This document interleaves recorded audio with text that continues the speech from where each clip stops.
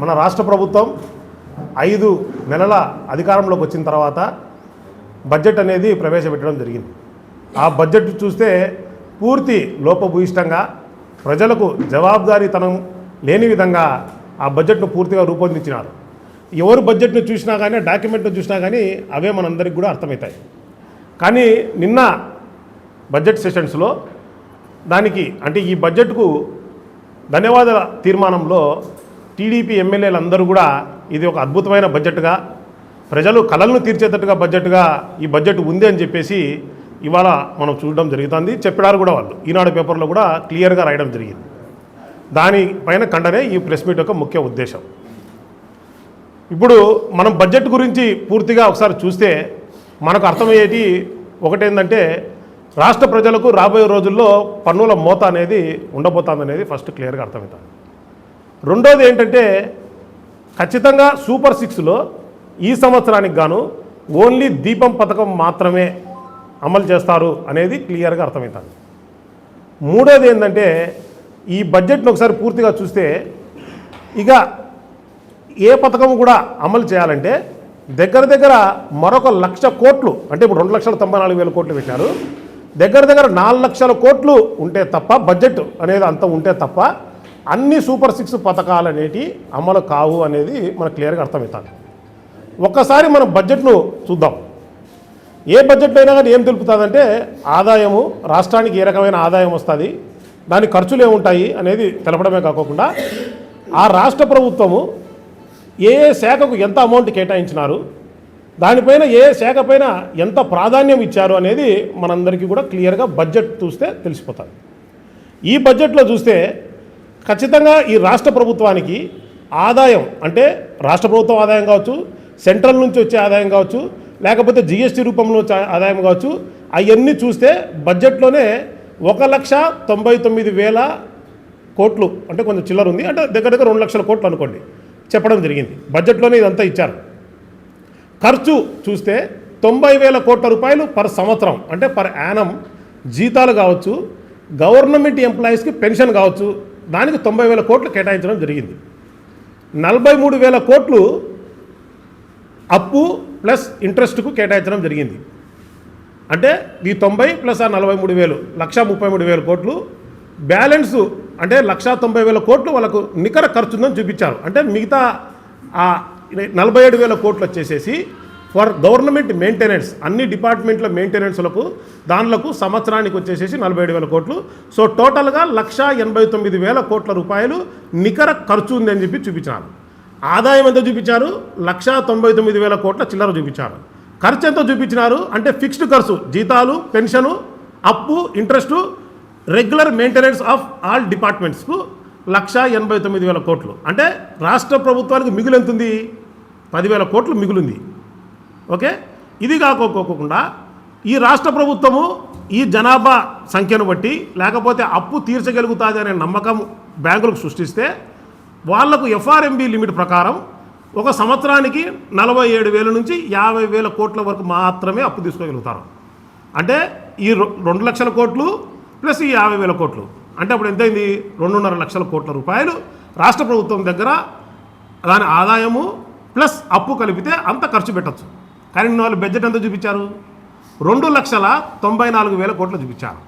ఆ 44,000 కోట్లు ఎవరు ఇవ్వాలి? అప్పుడు ఐదర్ కేంద్ర ప్రభుత్వం అన్నా ఇవ్వాలా, లేకపోతే పన్నుల రూపంలో అన్నా బాధాల. కేంద్ర ప్రభుత్వం ఈ 6 నెలల కాలంలో ఎంత ఇచ్చింది అని వాళ్ళే బడ్జెట్లో చూపించింది ఎంత అంటే 4,000 కోట్లు, అంటే 4,500 కోట్లు. ఫస్ట్ 6 నెలలకు ఈ ఎన్డీఏ ప్రభుత్వంలో చంద్రబాబు నాయుడు మద్దతు లేకపోతే సెంటర్లోనే అధికారం కోల్పోతామనే పరిస్థితిలో ఉన్నప్పటికీ కూడా, అంటే ఇంత కీలకమైన సభ్యులు టీడీపీ మెంబర్స్ అయినప్పటికీ కూడా ఈ రాష్ట్రానికి వచ్చింది ఈ 6 నెలల్లో 4,500 కోట్లు మాత్రమే.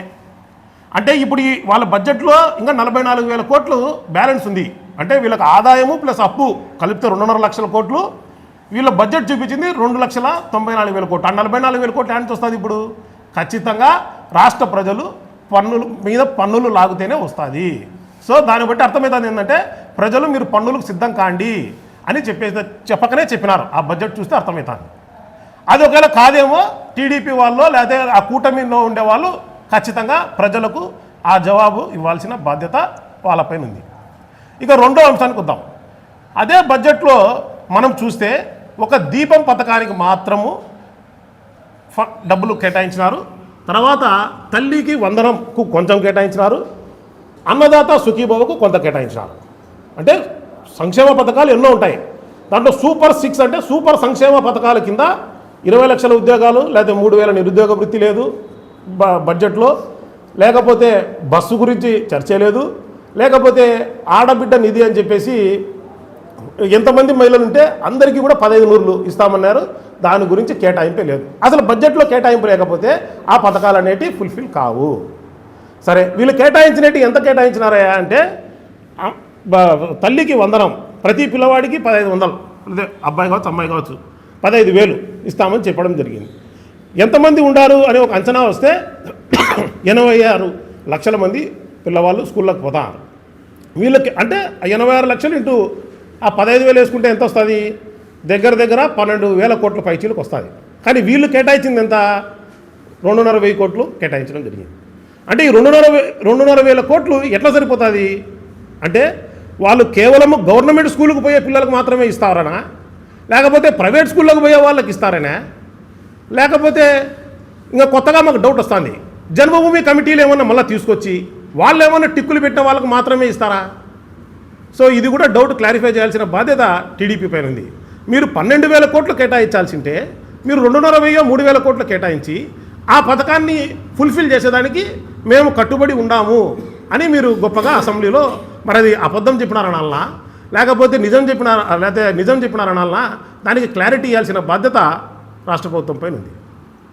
ఇక రెండోది తీసుకుంటే అన్నదాత సుఖీభవ దగ్గర దగ్గర 53 లక్షల మంది రైతులకు ఇస్తారు.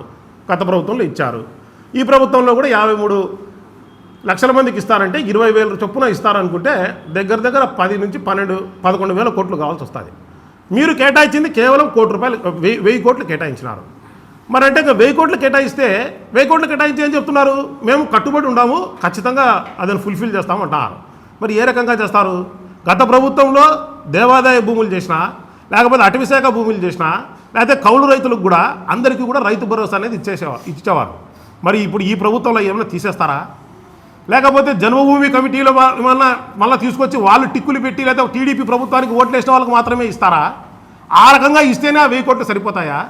మరి ఏ రకంగానో దానికి కూడా క్లారిటీ వాళ్ళే ఇవ్వాలి. మరి ఏ రకంగా ఇది ఒక అద్భుతమైన బడ్జెట్, లేదా ఏ రకమైన ఇది ప్రజల కళలు తీర్చే బడ్జెటో వాళ్ళే చెప్పాలి. ఇంకా మిగతా 3 అయితే ఇంకా దాని గురించి ఇంకా చెప్పలేదు. ఏది మన ఆడబిడ్డ నిధి కావచ్చు, లేకపోతే బస్సు ప్రయాణం కావచ్చు, లేకపోతే ఇంకొకటి కావచ్చు. సో అవన్నీ కంప్లీట్గా వాళ్ళు చేయలేదు. ఇవే కాకపోకుండా రెగ్యులర్గా సంక్షేమ పథకాలు ఉంటాయి. అంటే పెన్షన్ అది కంపల్సరీ ఇవ్వాల్సిందే. తర్వాత ఆరోగ్యశ్రీ అది ఖచ్చితంగా చేయాల్సిందే. సీఎం రిలీఫ్ ఫండ్, ఇట్లా స్కూళ్ళల్లోకి ఫుడ్డు, పిల్లలకు బ్యాగులు, ఇట్లాంటి సంక్షేమ పథకాలు ఎన్నో ఉంటాయి. ఈ అన్నిటికీ కాకపోకుండా కేవలము వాళ్ళు చెప్పిన సూపర్ 6కి మాత్రమే 74,000 కోట్ల రూపాయలు ఖర్చు కావాల్సి వస్తుంది ప్రతి సంవత్సరానికి. అయితే వాళ్ళు దాంట్లో కేటాయించింది ఎంత? కేవలము ఈ 3 పథకాలకు కేటాయించింది దీపం కావచ్చు, లేకపోతే తల్లికి వందనం కావచ్చు, లేకపోతే అన్నదాత సుఖీభవకు 5,000 6,000 కోట్లు, మొత్తం 3 కలుపుకుంటే వీళ్ళకి కావాల్సింది 74,000 కోట్లు. ఇదే కాకపోకుండా పెన్షన్కు దగ్గర దగ్గర 35,000 కోట్లు. అంటే ఈ 74,000 75,000 కోట్లు ప్లస్ 35,000 కోట్లు అంటే దగ్గర దగ్గర 1,10,000 కోట్లు. ఇవే కాకుండా మిగతా రెగ్యులర్గా ఏ ప్రభుత్వం తీసేలేని సంక్షేమ పథకాలు కొన్ని ఉన్నాయి. అవన్నీ కలుపుకుంటే దగ్గర దగ్గర సంక్షేమ పథకాలకే 1,30,000 కోట్లు కావాల్సి వస్తుంది ఈ రాష్ట్ర ప్రభుత్వానికి. సో ఇప్పుడు 2,90,000 కోట్లు అనేది నికరం ఖచ్చితంగా ఈ రాష్ట్ర ప్రభుత్వానికి ఖర్చు ఉండనే ఉంది. అది అంటే జీతాలు, పెన్షన్లు, మెయింటెనెన్స్లు. అవి కాకపోకుండా సంక్షేమ పథకాలు ఏది టచ్ చేసి లేకపోతే వాళ్ళు చెప్పిన సంక్షేమ పథకాలు అన్నీ ఇవ్వాలి అంటే దగ్గర దగ్గర 1,35,000 కోట్లు కావాలా. అది కాకపోకుండా మళ్ళీ అభివృద్ధి, మళ్ళీ ఇప్పుడు ఇరిగేషన్ అవి కూడా తీసేయలేము. ఇప్పుడు ఇరిగేషన్ అని, పోలీస్ అని, లేకపోతే ఆరోగ్యం పైన ఖర్చు అని, లేకపోతే ఇట్లా రకరకాల బీసీ కార్పొరేషన్లు అని రకరకాల ఖర్చులు వస్తాయి, అగ్రికల్చర్ అని, ఇట్లాంటివన్నీ అవన్నీ కూడా తీసేయలేము. అప్పుడు ఖచ్చితంగా బడ్జెట్ ఎంత ఉండాలా? వీళ్ళు చెప్పిన ప్రకారం అన్నీ ఇచ్చి అభివృద్ధి చేయాలంటే ఈ 2,94,000 కోట్లు ఏ మూలకు సరిపోదు. దగ్గర దగ్గర 4 లక్షల కోట్లు పైచీలకు ఉంటే తప్ప అన్ని పథకాలు లేకపోతే అందరి లబ్ధిదారులకు అవన్నీ చేరవు. అనేది బడ్జెట్ చూస్తుంటే క్లియర్గా అర్థమవుతుంది. కాబట్టి ప్రజలందరూ కూడా దయచేసి ఒకసారి ఆలోచన చేయండి. మీరు ఇవన్నీ ఉద్దేశించి అంటే అధికారంలోకి వచ్చిన తర్వాత ఇసుక ఫ్రీ అని చెప్పేసి చెప్పడము, ఈరోజు 17,000కో 18,000కో ఒక టిప్పర్ దొరుకుతుంది, దొరికినా పర్వాలేదులే అని చెప్పి మీరు ఓటేసినారా? లేకపోతే టీడీపీ వాళ్ళకు మద్యం షాపులు వాళ్ళే నడుపుకోవాలా, మాకు మద్యం దొరికితే చాలే అని చెప్పి మీరు ఓట్లు వేసినారా? లేకపోతే మహిళలపైన చిన్న 3 సంవత్సరాల పాపకాల నుంచి ముసలోళ్ళ వరకు ఇష్టం వచ్చినట్టు వాళ్ళపైన అత్యాచారాలు అఘాయిత్యాలు జరుగుతున్నాయి, జరిగితే జరిగినేలే అని చెప్పి పురుషులు టీడీపీ ప్రభుత్వానికి కూటమి ప్రభుత్వానికి ఓటేసినారా? నిత్యావసర సరుకులు పెరిగితే పెరగనీలే అని చెప్పి మీరు ఓట్లు వేసినారా? కరెంటు బిల్లులు ఇష్టం వచ్చేట్టు 18,000 కోట్లు రాబోయే సంవత్సరంలో పెంచుతున్నారు, పెంచితే పెరగనీలే అని చెప్పి మీరు ఓట్లు వేసినారా? దయచేసి ఒక్కసారి ఆలోచన చేయండి. అవన్నీ కాదు, మేము దానికోసం ఓట్లు వేయలేదు, మాకు పథకాలు వస్తాయి, మాకు గతంలో జగన్మోహన్ రెడ్డి గారు చెప్పిన పథకాల కంటే ఎక్కువ ఇస్తారు అని చెప్పినారు కాబట్టి మేము ఓట్లు వేసినామని అనుకుంటే తప్పకుండా మీరందరూ కూడా ఒకసారి లేచి ఒకసారి ఆలోచన చేయాల్సిన అవసరం తప్పకుండా ఉంది. ఇట్లనే మనం గమ్మనుంటే ఈ రాష్ట్ర ప్రభుత్వం పూర్తిగా ప్రజలందరినీ మోసం చేసేదానికోసం ఏమాత్రం వెనకాడదు. ఖచ్చితంగా వాళ్ళ దాన్ని కప్పుపుచ్చుకునే దానికోసం రోజుకొక డైవర్షన్ పాలిటిక్స్ తీసుకొస్తుంది అనేది మనం ఆల్రెడీ చూస్తూనే వచ్చినాం. దేవుడిని కూడా లాగే దానికోసం వాళ్ళు రెడీ. అట్లా లడ్డు టాపిక్ చంద్రబాబు నాయుడు గారేమో లడ్డు అనేది కల్తీ అంటారు, ఈఓ గారేమో ఇమీడియట్గా ప్రెస్ మీట్ పెట్టి దాంట్లో కల్తీ లేదని చెప్తారు. సో ప్రతి ఒక్కటి ఈ రకంగా వాళ్ళు డైవర్షన్ చేసుకుంటూ పోతూ వస్తారు.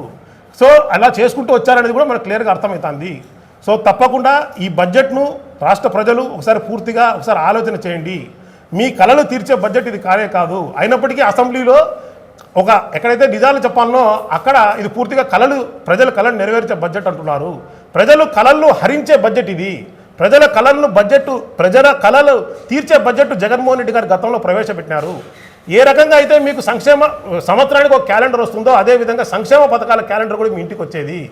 కేవలం రాష్ట్ర ప్రజలకు ఒకటే విన్నవించుకుంటున్నాం, దయచేసి మీ పాస్బుక్కే మీకు ఇప్పుడు ఫ్యాక్ట్ చెక్ అది ఓపెన్ చేసి ఈ ప్రభుత్వం 6 నెలలు ఇప్పుడు 5 నెలలు పూర్తయింది, 6 నెలలు వచ్చింది, ఏం వేసినారు మీ అకౌంట్కి ఒక్కసారి చూడండి. గత ప్రభుత్వంలో ఫస్ట్ వచ్చిన 6 నెలల్లో ఏం వేసినారు ఒక్కసారి చూడండి. అప్పుడే గత ప్రభుత్వానికి ఈ ప్రభుత్వానికి తేడా తెలిసిపోతుంది అని దయచేసి ఆంధ్ర రాష్ట్ర ప్రజలకు విన్నవించుకుంటూ, ఖచ్చితంగా చంద్రబాబు నాయుడు గారు లేకపోతే టీడీపీ వాళ్ళు ఈ సంవత్సరము సూపర్ 6 పథకాలు అమలు చేయలేదు కాబట్టి ఖచ్చితంగా ప్రజలకు బేషరతుగా క్షమాపణ చెప్పాల్సిన అవసరం ఉంది. ఖచ్చితంగా వాళ్ళు సూపర్ 6 పథకాలు కావచ్చు, మిగతా సంక్షేమ పథకాలు ఏదైతే గతంలో ఇస్తున్నారో అన్ని పథకాలు ఇచ్చేంత వరకు వైఎస్ఆర్సీపీ పార్టీ ఖచ్చితంగా ప్రజల తరపున పోరాటం చేస్తుంది. ఖచ్చితంగా వాళ్ళకి ఇప్పించేంత వరకు ఖచ్చితంగా మేము నిద్రపోము, మీరు ఎన్ని కేసులు పెట్టినా ఏం చేసినా అని చెప్పేసి టీడీపీ మరియు కూటమి ప్రభుత్వానికి తెలియజేసుకుంటూ, ఇక ఆఖరి పంచును అదే అయితే ఆ కిక్కు వేరని పవన్ కళ్యాణ్ గారు ఓ సినిమాలో అన్నారు. ఈ ప్రెస్ మీటు ఆఖరి ప్రశ్న పవన్ కళ్యాణ్ గారిని ఉద్దేశించే, నేను ప్రశ్నించడానికి వచ్చినానన్నావు, ప్రశ్నించేది నా గుణం అని చెప్పినావు, సనాతన ధర్మం నా లక్ష్యం అని చెప్పినావు, వరాహి డిక్లరేషన్ నెరవేర్చిన వరకు నేను నిద్రపోనని చెప్పినావు. మరి వరాహి డిక్లరేషను నువ్వు తిరుపతిలో తెలుగులోను, ఇంగ్లీష్లోను, తమిళ్లోను, హిందీలోను ఇన్ని భాషల్లో చెప్పినావు. తర్వాత నువ్వు వరాహి డిక్లరేషన్ ప్రకటించినాక 3 క్యాబినెట్ మీటింగులు జరిగినాయి, ఒక బడ్జెట్ ప్రవేశపెట్టినారు. మరి నువ్వు చెప్పిన వరాహి డిక్లరేషన్కు ఎంత ఫండ్స్ పెట్టినావు?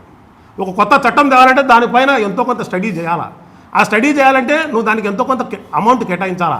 మరి ఏమైంది ఇదంతా? అంటే ప్రశ్నించడం అవసరం లేదా?